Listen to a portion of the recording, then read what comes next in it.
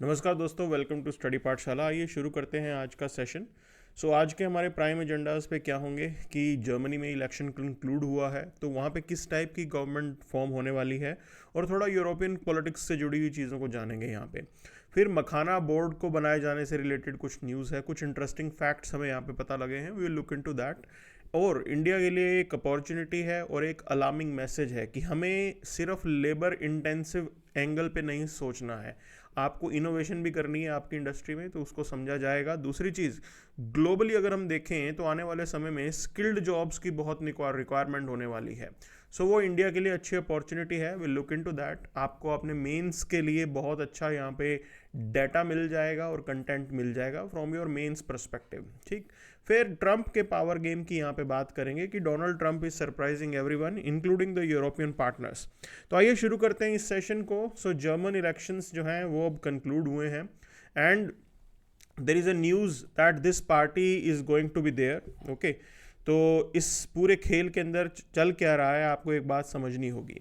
ये जो पार्टी वहाँ पे पावर में आने वाली है, या बोल रहे हैं जो लीडरशिप वहाँ पे अब राज करेगी, चांसलर बनेंगे, वो थोड़े राइट लीनिंग हैं। And this is something which is there, एक ग्लोबल ट्रेंड हमने देखा है यहाँ पे।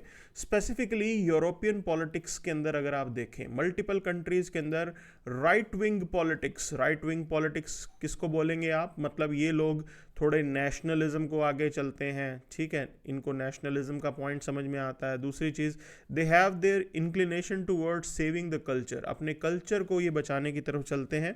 और दूसरी तरफ इमिग्रेशन की पॉलिसी को लेके जो है इनके बहुत ही नेगेटिव थॉट प्रोसेसेस होते हैं। They are not open to immigration, ठीक, नॉट प्रमोटिंग इमिग्रेशन की बाहर के लोग यहाँ आके बसें। तो ये पूरे यूरोप के अंदर ही हमने ये ट्रेंड देखा है, and the same thing we will be seeing in Germany. वहाँ पे भी ये ट्रेंड दिख रहा है। अब ये सारी पार्टीज़, राइट विंग पार्टीज़ जो वहाँ पे निकल के आ रही हैं, एक तरीके से अगर मैं बात करूँ, हम लोग ग्लोबलाइजेशन को लेके चलते हैं, और ये जो पार्टीज़ हैं इनका एजेंडा ग्लोबलाइजेशन के अगेंस्ट जाता है। ठीक, that is the key point जो यहाँ पे दिख रहा है। तो जर्मनी तो सिर्फ एक शुरुआत है, there are many more countries which are there and which will be having elections. वहाँ पे भी आपको यही ट्रेंड देखने को मिल रहा है कि राइट विंग पार्टीज काफ़ी रूल में आ रही हैं, and this is how it's a you can say threatening thing for the globalization. ठीक, ये प्रीलिम्स 2023 का आप सवाल देख लीजिए। इसके अंदर ये बोला गया है कि stability and the growth pact of European Union is a treaty. ये stability and the growth pact क्या, किस चीज़ से रिलेटेड है? तो बेसिकली ये बजटरी डेफिसिट के लेवल को लिमिट करने की बात करता है। देखो, यूरोप के अंदर बहुत से ऐसे कंट्रीज थे जो क्राइसिस सिचुएशन में थे। पोर्चुगल का नाम आ रहा था, ठीक है, and Greece was also there, they were all struggling, ये सब स्ट्रगल कर रहे थे। और काफ़ी जो है बैड पॉलिसीज़ थी इन कंट्रीज़ की when it comes to handling the fiscal deficit या बजटरी डेफिसिट। सरकारें खर्च ज़्यादा कर रही थी और इनके पास रेवेन्यू कम आता था। That is considered as a poor practice of running the country. तो उनके ऊपर एक तरीके से यहाँ पे हमने कुछ हॉल्ट लगाया है, and that halt is basically related to this particular point of budget कि आप इस लिमिट से ज़्यादा बजट डेफिसिट अपना मेंटेन नहीं करेंगे। That has been the key point here, ठीक है, जिसको यहाँ पे हमें समझ के चलना होगा। अब इसके अंदर सेकंड स्टेटमेंट जो ये कह रहा है कि इंफ्रास्ट्रक्चर करेंगे, शेयर करेंगे या टेक्नोलॉजी शेयर करेंगे, ऐसी कोई भी बात नहीं है। That's why only one is the right answer. Okay, this is the explanation for this, that all 27 European Union members they have signed this particular pact in order to promote and uphold the stability of economic and monetary union। ठीक है, agreement क्या guarantee करता है कि budgetary restraint would be upheld and enforced within this particular unit. तो उस चीज़ से रिलेटेड है, to promote the good practices of economics one can ask for. ठीक है, अब देखिए आगे बढ़ते हैं यहाँ पे। तो टॉप मखाना स्टेट हमारे यहाँ पे बिहार है, ये सीक्वेंस आप देख लीजिए।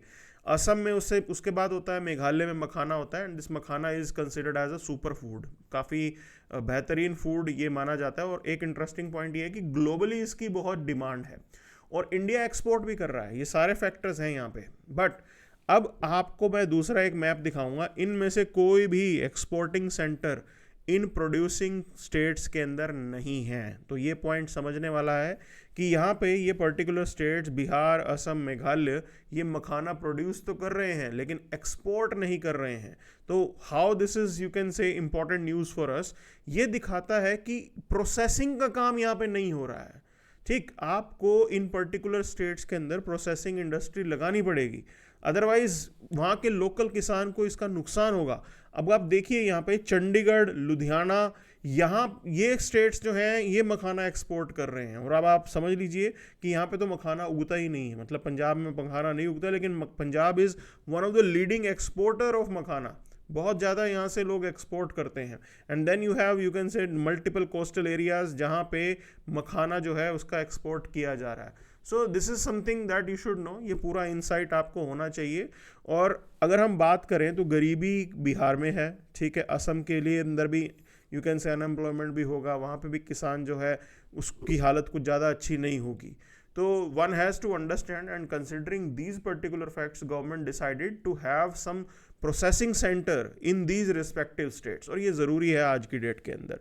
सो this is one thing which was pointed out. Okay, तो ये कंपैरिजन मैं बता रहा हूँ कि सरकार सही दिशा में सोच रही है, कोई दिक्कत नहीं है इसके अंदर।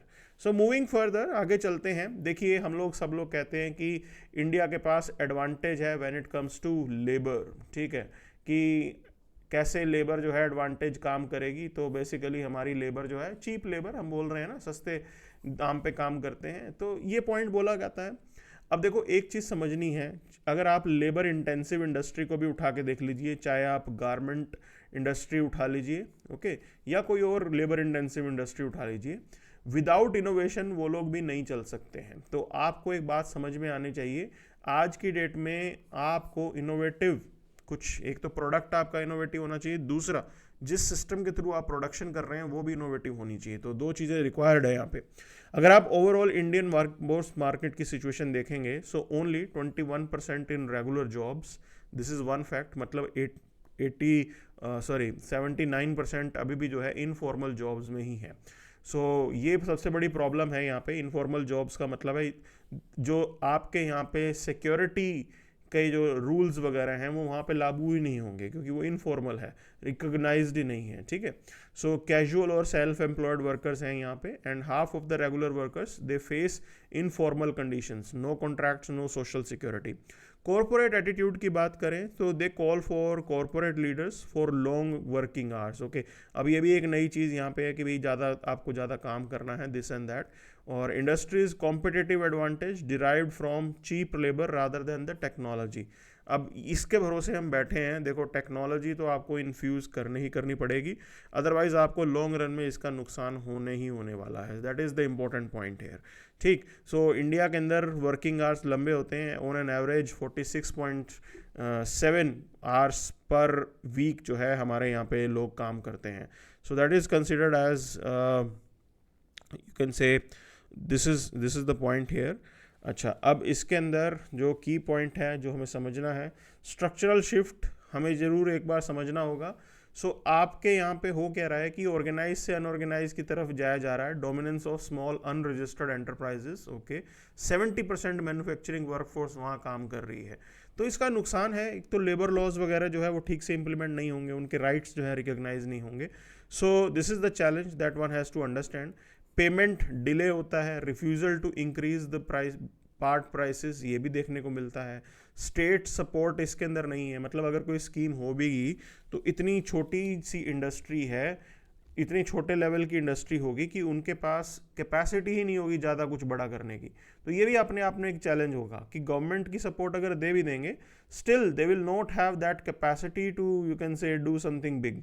सो that itself is a challenge, वो भी एक बड़ा चैलेंज है जो आपको समझना है यहाँ पे, ठीक है। एंड देन माइग्रेंट वर्कर्स की वल्नरेबिलिटीज़ अलग हैं, मोस्टली जो है इन इनफॉर्मल जॉब्स में जो वर्कर काम करने के लिए आ रहे हैं वो दूसरे स्टेट से होते हैं, and they have their own insecurities.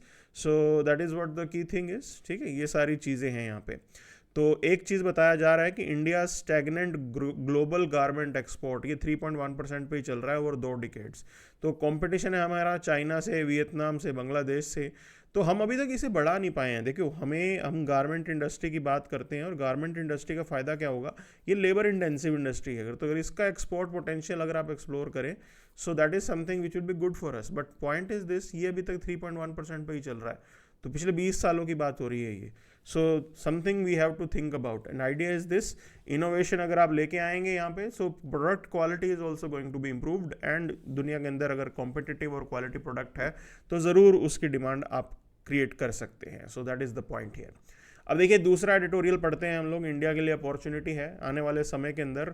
Skilled labour की डिमांड जो है वो इंक्रीज होने वाली है. ठीक है, this is what the KPMG study says कि भी टैलेंट शॉर्टेज होगी बाय 2030. समवेयर अराउंड 85.2 मिलियन की टैलेंट शॉर्टेज होगी. इसका इकोनॉमिक इम्प्लीकेशन ये है कि potential loss of $8.45 trillion in unrealised annual revenue by 2030. or opportunity for India to capitalize on talent shortage. That is something we have to understand. अच्छा, की geographic regions for workforce mobility अगर आप देखें, GCC, Europe, Australia. common demand for healthcare professionals due to aging population. So in particular countries के अंदर जो है यहाँ पर जॉब रिक्वायरमेंट आएगी ही आएगी. ठीक है, और आपको इस चीज़ के लिए रेडी रहना है. So this is what it is asking for. आपको इसके लिए रेडी रहना है. And another thing is this, देखिए टेक्नोलॉजी में हमें चलना पड़ेगा. तो जो स्किल्ड जॉब्स आएंगी ना वो भी इन टेक्नोलॉजी वाले एरिया के अंदर आएंगी. तो ये हमें रिकॉग्नाइज करना है और अपनी लेबर को यहाँ पे प्रिपेयर भी करना होगा. That is something we should be ready with. तो बैरियर्स क्या हैं स्किल्ड वर्कफोर्स मोबिलिटी में? पहली चीज़ कॉम्प्लेक्सिटी है वीज़ा प्रोसेस को लेके, वो एक तरीके से रेगुलेटरी और इमिग्रेशन बैरियर हो गया आपके यहाँ पे. देन रिक्रूटमेंट माल प्रैक्टिसेस, ह्यूमन ट्रैफिकिंग जैसी चीज़ें आती हैं स्पेसिफिकली गल्फ वाले एरिया के अंदर. ठीक है, तो वहाँ पर तो दिक्कत है यहाँ पे. Policy barrier is there and skill mismatch. So recognition of Indian degree, that is another thing here. सभी कंट्रीज जो हैं वो रिकॉग्नाइज नहीं करते हैं. So this problem we have seen here. Then government initiative अपने लेवल पे हमने किए हैं. So joint India UAE vision focusing on skill cooperation, बिल्कुल ये है यहाँ पे. And then bilateral agreement and free trade agreements we are concluding. तो उसके अंदर हम लोग जब नेगोशिएशन कर रहे हैं वी आर एक्सप्लोरिंग कि भाई इंडियन जो लेबर है जो यहाँ बाहर आके काम करना चाहती है, इंडियन स्किल्ड जो इंडिविजुअल्स हैं वो यहाँ पे आके काम करना चाहते हैं, तो उनके लिए ज़रूर कुछ ना कुछ होना चाहिए. So this is what the point has been made. So strategic measure for improvement की बात करें तो सेक्टर स्पेसिफिक स्किल ट्रेनिंग आपको लेके आनी है. Regulation of recruitment practices one has to think about. Recognition of qualification, public private partnership पे आपका फोकस होना चाहिए. And then promotion of circular migration. So these are other things that one has to think about. ठीक है, work visa वगैरह आप दे दीजिए, private partnership आप लेके आइए PPP प्रोजेक्ट्स के अंदर. और रिक्रूटमेंट प्रैक्टिसेस को रेगुलेट करना है, जहाँ पे भी कमी देखी गई है उसको इम्प्रूव करने की ज़रूरत है. सेक्टर स्पेसिफिक स्किल आपको पहले रिकॉग्नाइज करना पड़ेगा, उसके बाद अपने यहाँ पे वर्कफोर्स को वो स्किल देना पड़ेगा. तो जब आप ऐसा कर देंगे there will be good chance कि भाई सिचुएशन जो है वो बढ़िया हो जाएगी. ठीक है, तो पॉलिटिकल क्लाइमेट जो है आज की डेट के अंदर थोड़ा चेंज हुआ है. Europe they are going to tighten up the immigration policies, ये हमें देखने को मिला है. But Australia still remains open to the skilled migrants. और इंडियन डायस्पोरा काफ़ी ऑस्ट्रेलिया के अंदर इंक्रीज भी हो रहा है. ठीक है, so that is something we should be looking forward to. अच्छा, इंडियन वर्कर्स के लिए क्या एडवांटेज है? Absence of sufficient hostility towards Indian workers globally. तो हमें कोई खास दिक्कत नहीं आती है. ठीक है, इतना ज़्यादा प्रॉब्लमेटिक चीज़ नहीं है हमारे एंड के ऊपर. ओके, सो जो इलीगल माइग्रेशन हो रहा है उसको तो हमें रोकना है. And one thing we can capitalise on, विकसित भारत की विजन के साथ आप इसको अलाइन कर सकते हो. सो स्किल्ड वर्कफोर्स अगर विकसित भारत के थ्रू अगर होगी so it will be good thing. अगर वो देश में रहेंगे तो हमारे काम आएंगे, बाहर जाएंगे तो अगेन रेम्यूनरेशन का पॉइंट या रेमिटेंसेस का पॉइंट तो आप उसमें ऐड कर ही सकते हैं. So India's GDP projected somewhere around 6.5 trillion and 9 trillion by 2030. तो इंडिया की GDP खुद ही जो है इतनी बड़ी होने वाली है. And that is going to be a really good economic potential that will be visible here. तो उसी को टैप करने की यहाँ पे ज़रूरत है. ठीक है, so this is the point that has been made here. अब आखिरी खबर पे चलते हैं, that is Trump's power game. तो Donald Trump has shaken up the trans Atlantic alliance. Specifically European partners की वो परवाह नहीं कर रहे हैं. क्यों देखने को मिल रहा है? Now US is negotiating, you can say peace equations with Russia. ये खुद ब खुद डील कर रहे हैं यहाँ पे यूक्रेन को लेके. ओके, और कहीं ना कहीं बाकी यूरोपियन पार्टनर्स को भी इन्होंने कुछ इंपॉर्टेंस नहीं दी है और डेफिनेटली यूक्रेन को तो बिल्कुल ही नहीं दी है. तो this is something which is visible. अब यहाँ पे European leaders they are trying to convince you can say Trump to support Ukraine. But Donald Trump के दिमाग में कुछ और चल रहा है. He has this image of make America great again. So that is the goal he is having here. So basically idea is this, he will be more nationalist in his approach. और जहाँ पे US को फ़ायदा दिखेगा वो काम ये करेंगे यहाँ पे। अब एक तरीके से जो ग्लोबल आप बोल सकते हो monitoring in the sense that कि ग्लोबल ये क्लास मॉनिटर होता है ना, जैसे वैसे ही ये ग्लोबल मॉनिटर अब नहीं रहेंगे, ये उस रोल से पीछे हटते हुए नज़र आ रहे हैं।